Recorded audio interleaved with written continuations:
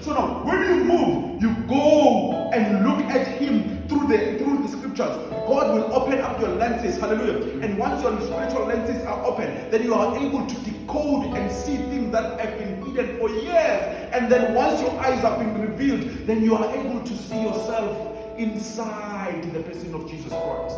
Because now the aim is for you to know Him, so that you can do what? To imitate Him. In the process of you knowing Him is where you are being transformed to take what? The image of the person of Jesus Christ. So now the aim is to what? Is to look at Him, guys. Look at Him. Look at no man, but look at Him. The reason why you have to follow me while I still follow what? Christ.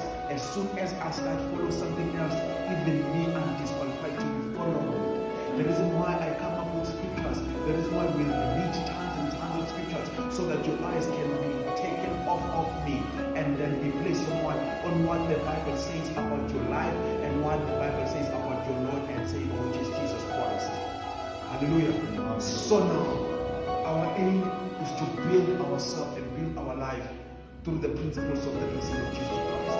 To build our ministry through the principles of Jesus Christ. To build our destiny and future through the principles of Jesus Christ. To build our church and to build our nations through the person of Jesus Christ. Building our own tables, not out of envy, not out of competition, not out of strife, but then because of the exaltation and the glorification of our Lord and Savior, which is who? Which is Jesus Christ. Let us go and study the way. As we behold one of Him like we are beholding in the mirror, we are turned or transformed into the same image. So now your direction must be on the person of Jesus Christ, and Him and Him alone, and nobody else. As for the I want us to read Revelation chapter number 12, verse number, chapter number 5, verse number 12. See, I think that to let's read verse 3 in the series. See, I think that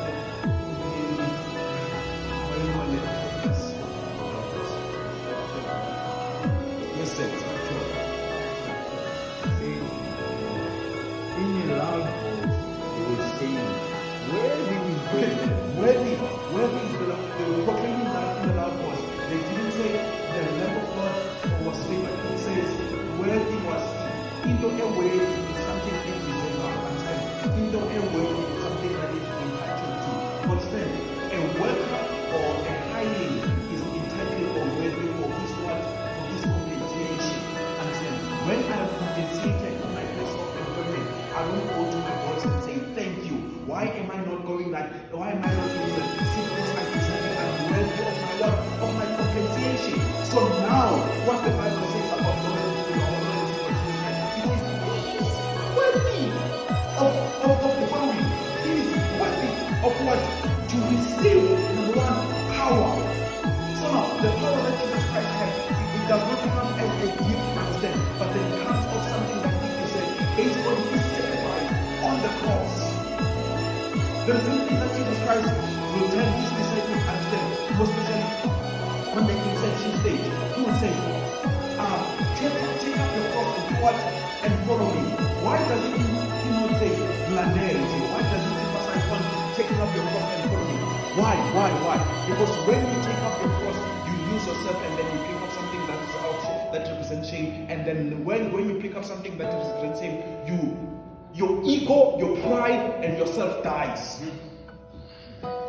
So that is the importance of the cross. And then as you're picking up the cross, you are not picking up and standing, you are picking up and follow Christ. And as you follow Him, the burden of carrying your cross becomes lighter and lighter, because now at the joy that is set before Him, He endured the cross and despised what?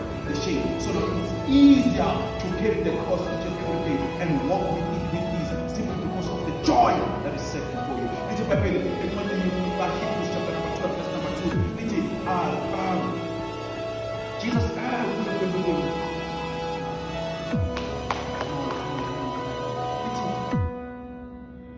looking unto Him, understand? Looking unto Jesus, the author and the finisher of what? Of our faith. Who for the joy that was set before Him, He endured the cross and what? And despised the shame. Why was He able to endure the cross? Because of the joy that was set before Him. So now it's easier for Him to take on the cross and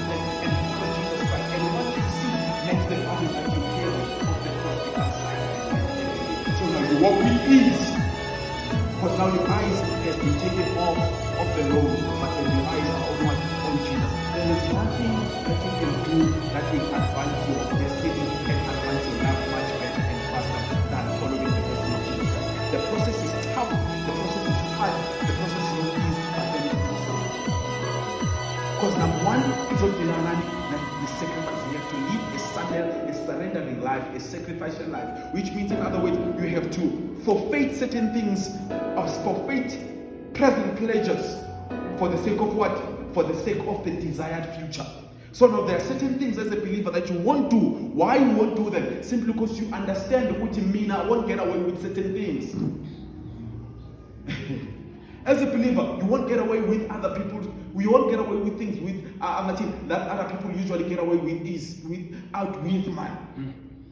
There are certain things when I'm as economal. There are certain things abantu bangazenza like chop, but who was economal? Even though lomas and dollars na see son. But simply because when you are forfeiting today's pleasure for what? For the destiny, for the sake of what? Of the destiny that Christ has promised you. There are certain things that you must learn to do in life in order for you to be prosperous. You must learn to be a sacrificial person. Learn to sacrifice. Sacrifice comes in lot of shape. Number one, you must learn to sacrifice your time. You must learn to sacrifice fun. There is something that I've learned in my 32 years in this world, that fun akupheli. There is nothing engapheli njengobumnandi. But kubuhlungu uqala uzibumnandi ungakezwa ungakakubhadaleli. Unama options ayi-two nomuntu. It's either you play now and pay later, or you pay now and do what? And play later. But paying is inevitable.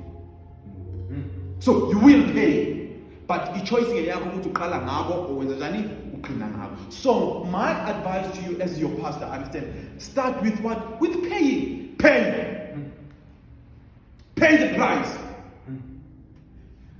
Take your eyes off things that will not get you where Christ wants you to be, and start to pay the price now. If you are a minister, read, fast, pray. It's called paying the price. Isolate yourself from some time, understand. It's called what? Paying the price.